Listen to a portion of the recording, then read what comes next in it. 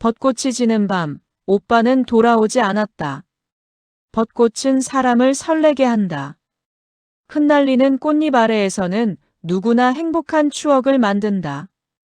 연인들은 사진을 찍고, 가족들은 도시락을 먹으며 웃고, 아이들은 꽃비를 맞으며 뛰어다닌다. 하지만 내가 살던 작은 마을에서는 오래전부터 전해 내려오는 말이 있었다. 벚꽃이 모두 떨어지는 마지막 밤에는 절대로 누군가를 기다리지 말 것. 특히 사랑하는 사람의 이름을 3번 부르며 기다리면 꽃길 너머의 존재가 그 목소리를 듣고 찾아온다고 했다. 어릴 때는 그저 노인들이 아이들을 일찍 집에 보내려고 만든 이야기인 줄 알았다. 그날이 오기 전까지는 나는 오빠와 함께 벚꽃 축제에 가기로 약속했다. 회사 끝나고 바로 갈게. 조금 늦어도 기다려. 오빠는 항상 약속을 지키는 사람이었다. 늦더라도 반드시 연락했고 연락 없이 사라진 적은 단 한 번도 없었다. 나는 축제 마지막 날 저녁 벚꽃길 입구에서 오빠를 기다렸다. 거리는 환했다. 노점에서는 달콤한 냄새가 났고 아이들은 풍선을 들고 뛰어다녔다. 무대에서는 마지막 공연이 한창이었다. 휴대전화 화면을 확인했다. 오후 8시 41분. 10분이면 도착해. 오빠에게 마지막으로 온 메시지였다. 하지만 10분이 지나고도 오지 않았다. 20분. 30분. 1시간이 지나자 축제는 하나둘 정리되기 시작했다. 노점은 문을 닫았고 사람들은 집으로 돌아갔다. 벚꽃길에는 나 혼자만 남아 있었다. 전화를 걸었다. 신호음이 길게 울렸다. 뚝. 연결되었다. 하지만 아무 말도 들리지 않았다. 숨소리도 없었다. 대신 사각, 사각, 사각. 마른 꽃잎을 밟는 듯한 소리만 천천히 들려왔다. 오빠? 대답은 없었다. 나는 조금 겁이 났지만 다시 말했다. 오빠, 장난치지 마. 그 순간 아주 희미한 여자 목소리가 들렸다.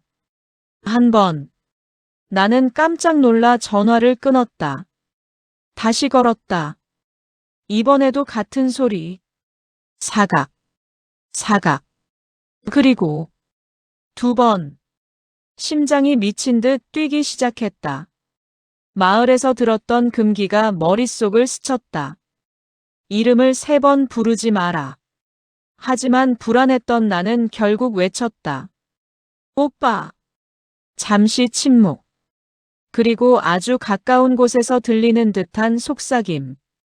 3번. 휴대전화가 검게 꺼졌다. 몇 초 뒤 저절로 켜졌다. 앨범에는 방금 생성된 사진 한 장이 있었다. 분명 조금 전까지는 없던 사진이었다. 사진에는 벚꽃길이 보였다. 달빛 아래 새하얀 꽃잎이 끝없이 흩날리고 있었다. 길 끝에는 검은 우산을 쓴 여자가 서 있었다.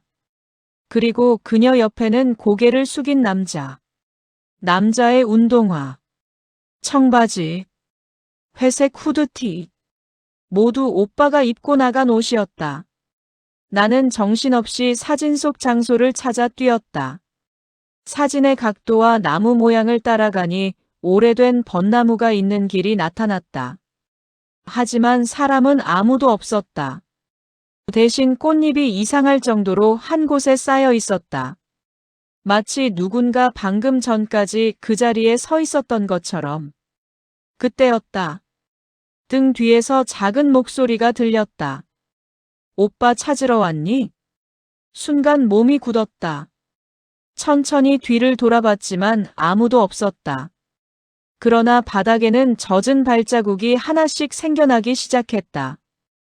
툭, 툭, 툭. 발자국은 숲속으로 이어졌다. 나는 도망쳐야 한다는 생각을 했지만 이상하게도 발이 저절로 움직였다. 마치 누군가 손을 잡고 끌어당기는 것 같았다. 숲 안쪽에는 오래된 정자가 있었다. 기둥마다 수십 개의 이름이 칼로 새겨져 있었다. 1997년, 2003년, 2011년, 2018년, 그리고 올해 날짜. 그 아래에는 오빠의 이름이 깊게 새겨져 있었다. 나는 손으로 이름을 만졌다. 아직 나무가루가 떨어질 정도로 새 것이었다. 그 순간, 끼익. 바로 내 옆에서 나무를 긁는 소리가 들렸다. 고개를 돌리자 아무도 없었다. 하지만 기둥에는 보이지 않는 칼끝이 움직이고 있었다. 서걱, 서걱. 천천히 새겨지는 글자. 내 이름이었다. 나는 비명을 지르며 숲을 뛰쳐나왔다. 숨이 턱까지 차올랐다. 겨우 도로로 나왔지만 세상은 이상하게 변해 있었다. 축제는 사라졌다. 노점도, 자동차도, 사람들도, 불빛도, 모든 것이 사라진 거리에는 꽃잎만 끝없이 떨어지고 있었다. 휴대전화를 확인했다. 12시 12분. 몇 분이 지나도 시간은 변하지 않았다. 갑자기 멀리서 발소리가 들렸다. 사각, 사각, 사각. 천천히 다가오는 누군가. 나는 떨리는 손으로 뒤를 돌아봤다. 오빠였다. 하지만 얼굴이 보이지 않았다. 벚꽃잎이 얼굴을 뒤덮고 있었고 꽃잎 사이로 새까만 눈동자만 나를 바라보고 있었다. 오빠. 그는 천천히 손을 내밀었다. 이제 집에 가자. 순간 안도감이 밀려왔다. 하지만 다음 순간 오빠의 입이 천천히 벌어졌다. 입속에서는 벚꽃잎이 끝없이 흘러나왔다. 꽃잎 사이에서 수십 개의 손이 꿈틀거렸다. 그리고 남자와 여자, 아이와 노인의 목소리가 한꺼번에 울려 퍼졌다. 우리는 아직 돌아가지 못했어. 다음 사람을 데려와. 기다리는 사람은 반드시 온다. 나는 비명을 지르며 눈을 감았다. 강한 바람이 얼굴을 스쳤다. 다시 눈을 떴을 때 아침이었다. 벚꽃은 모두 떨어져 있었고 거리에는 청소 차량만 지나가고 있었다. 사람들은 평범한 하루를 시작하고 있었다. 경찰은 오빠를 끝내 찾지 못했다. 사건은 실종으로 종결되었다. 몇 달 뒤, 오빠의 휴대전화가 강가에서 발견되었다. 하지만 이상한 점이 하나 있었다. 배터리는 이미 방전되어 있었는데도 마지막 저장 사진은 선명하게 남아 있었다. 사진 속에는 검은 우산을 쓴 여자가 웃고 있었다. 그리고 그녀 뒤에는 셀 수 없이 많은 사람들이 고개를 숙인 채 서 있었다. 그들 사이에는 오빠도 있었다. 사진의 가장 끝에는 한 명이 더 있었다. 긴 머리를 늘어뜨린 여자. 고개를 들고 카메라를 바라보는 그녀의 얼굴은 분명 나였다. 그 후 매년 벚꽃 축제 마지막 날 밤이 되면 모르는 번호에서 사진 한 장이 전송된다.